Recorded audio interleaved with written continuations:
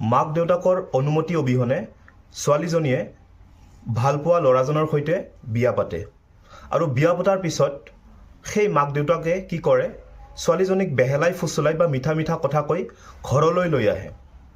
ঘৰলৈ লৈ অহাৰ পিছত সেই বিয়া হোৱা ল'ৰাজনৰ সৈতে একো যোগাযোগ সম্পন্ন কৰিব নিদিয়ে বা তেওঁক লগ কৰিব নিদিয়ে, ছোৱালীজনীক ঘৰৰ পৰাই ওলাব নিদিয়ে।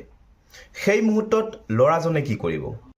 কনষ্টিটিউশ্যন অফ ইণ্ডিয়াই ল'ৰাজনক অধিকাৰ দিয়ে যে আৰ্টিকেল 226ৰ আধাৰত ল'ৰাজনে ৰিট মুভ কৰিব পাৰে হাইকোৰ্টৰ অনুমতি লৈ পেলাই। আৰু ৰিটটো হ'ল হাভিয়াছ কৰ্পাছ, য'ত নেকি হাইকোৰ্টে ল'ৰাজনৰ বিয়াখন মানি লৈ পেলাই পুলিচ অফিচাৰক অনুমতি দিব যে যিজন ছোৱালীক বেআইনীভাৱে বন্দী কৰি ৰখা হৈছে তেওঁক কোৰ্টত উপস্থিত কৰাব লাগে বা কোৰ্টত হাজিৰ কৰাব লাগে।